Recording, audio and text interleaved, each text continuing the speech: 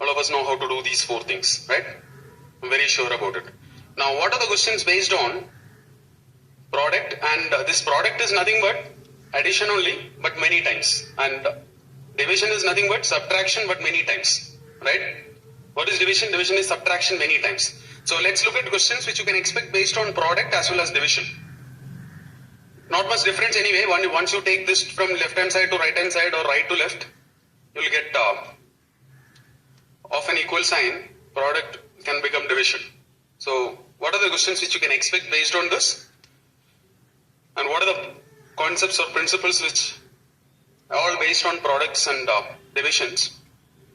That's what I explained in the first session. And just for you to relate, we'll end up discussing basic remainder theorem, most of the divisibility rules in today's session, and Fermat theorem, Euler's number and digit sum. But what you need to understand is, your aim is not to prepare or not to learn these theorems. That's not the aim, right? You need to understand that, okay, because there is nothing like a curriculum or syllabus for CAT, or for that matter any of the aptitude tests. It should not be there. But knowing these things will make a huge difference. Knowing, see again, memorizing is not of any use, but knowing these things will make a lot of difference in terms of understanding the level of difficulty of the question, and a lot of times for you to solve the questions faster, these methods might help you. Divisibility rules is basic, I'm sure all of you know that. Knowing again might be a wrong word. All of you have memorized divisibility rules like this, right? Without memorizing, you can still solve. I'll just give you a basic representation of a division here. If I write A by B equal to Q, where or I can say that A by B, remainder, if I write it as R, this is A by B, remainder equal to R. So whatever I've mentioned in here as part of what I will discuss today, all these things you can relate to something like this. So that's what I told you. It's not about memorizing these 5 things, or there can be 20 more things once we go through 4-5 sessions on numbers. But you need to understand all of them can be expressed as a very basic. This is a division. There is nothing but A divided by B, remainder is R. And there can be one more way of representing this is, now I'll just give you an example over here. A can be 100, so I'm just writing it as 10 square. B can be 7. 10 square by 7, what's the remainder? Remainder, not the answer, not the quotient. Remainder is 2. 100 by 7, remainder is 2. Quotient is 14. Right? 14. Now, this is one representation. So, if you ask me, you can expect questions based on this. This is what we normally take as direct remainder questions. And now, the remainder questions and all, you can expect application questions as well as direct questions. There are enough number of remainder questions in previous CAT papers, which makes it very important. Learning how to solve remainder questions, how to act by looking at it, whether you deciding whether it's an easy one or a difficult one. If I just write this 10 square by 7, you won't get a question like this anyway. Find the remainder. This you won't get in CAT. So remainder here is 2, and quotient is 14. We also know how to visualize this in a different way. 100 can also be written as saying this is one expression. Another expression can be, same thing can also be written as 100 equal to this 7, that is 7 into 14. There is nothing new here. This is 7th or 8th standard. But I am just going to show you every possible question on remainders or divisibility and all is just straight out of this. How to predict or how to expect those questions is what I am discussing here. That will be something very new. So 7 into 14 plus, this is the remainder part, right? 7 into 14 plus the remainder. So this is another representation for line 1. So these two are exactly see here, this is the remainder and this is the quotient, where 7 is the divisor. So that 7 is here. Now same thing can also be written in words, and that's what will happen in, let's say, in word-based questions. There can be word-based questions like this, right? There's a number, there are, let's say, instead of, I can keep this as an unknown. While making questions, instead of 100 I can say there is n, there is a number n. There are n books in a shelf. So I can write this like this. If you take 7 at a time, 2 books are left. So what is expected out of you is, once you read something like this, like there are n books in a shelf, you read that. N books in a shelf, you take 7 at a time, 2 are left. What is expected out of you is just this very basic thing, that you being able to write n equal to 7a plus 2. All of us will be able to do this. So this is what matters. Once you read, so this is what will happen in a word-based question. But what you need to understand is, same thing can be given as a reminder question. Right? This is reminder question. This is expressed in terms of numbers. This is expressed in terms of using words. All these are possible. There are n books in a shelf. You take 9 at a time, nothing is left. That one complete sentence is just you can easily represent it by writing 9a plus 0, and that's what matters.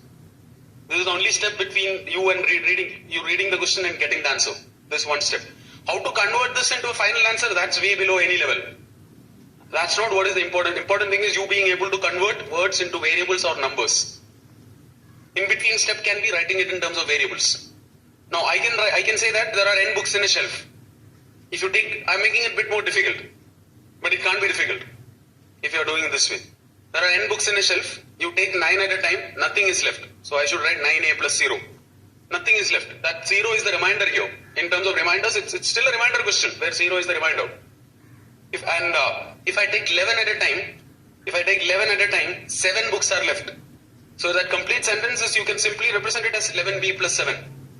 11b plus 7. We are not interested in that b over there. Right? Right now we are not interested in that b. Now, what is the minimum number possible in the shelf? Minimum number possible in the shelf will depend on you simultaneously solving for a and b, where a and b are supposed to be integral values. So I need to write 9a plus 0 equal to 11b plus 7. I'll teach you how to solve this and mark the answer just like that. That is anyway, once you know the method, it's just about you knowing the method. This is what you are supposed to practice across all areas, not just in numbers. Converting words to variables or numbers. How to convert words or sentences into variables or numbers. So, what is n? N can be any number, because it might not be the only, there might be multiple numbers. But the question was, find the minimum number possible. So, find the first number. Minimum number means find the first number which is divisible by 9. So that's how the divisibility rules are coming to the, which is divisible by 9. Divisible by 9 means remainder is supposed to be 0, right? And which when divided by 11, leaving a remainder of 7. So find the first number. First number is actually 18. How to get that number 18 is very, very basic. There are different methods to do that. That's not the important part. That we'll discuss throughout the sessions. So 18 is the first number. If you just verify backwards, 18 is divisible by 9. And 18 if you divide by 11, what's the remainder? From 18 if you take 11 at a time, how many books will be left? 7 will be left. So 18 is the first number. So what is 18? 18 is the first number which is divisible by 9 as well as, that's why I'm writing equal sign.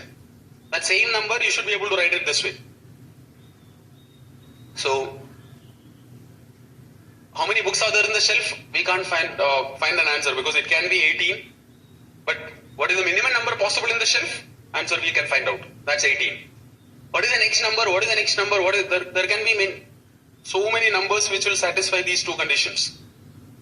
So how to find out that particular series? And they will fall in a series or progression as like this. 18, 117, 216.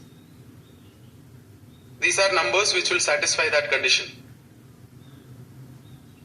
So, what are the possible questions if you ask me? What is the minimum number of books in the shelf? You got the question right. This is a previous question only. In a shelf there are n books, and if it's divided into groups of 9, nothing is left out. If you bundle them into groups of 11, 7 books are left out. What is the minimum possible number in the shelf? Answer is 18. But the question was a bit more difficult. Question was, capacity of the shelf is 1000. Capacity of the shelf is 1000. How many values are possible for n? then the answer is based on this and this and this. All of them are possible. So how to find this out? There are methods. But if you still ask me what is the most important part is when you read the question, you writing that question as 9a plus 0 equal to 11b plus 7. This is a crucial step. Not the conversion part. Conversion part we will anyway learn. Because this will be common across all topics.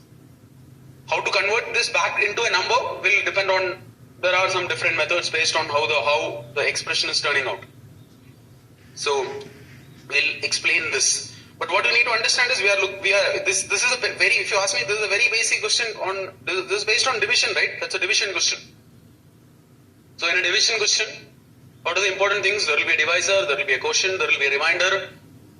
How the question is framed can vary. It can be just a reminder question. That itself is very important in CAT. Learning how to solve reminder questions. But when you learn how to solve reminder questions, if you can learn all the other application questions, how you can convert it into a reminder question and solve, that you will see a huge difference in your score and in terms of you gaining that advantage over most of the others.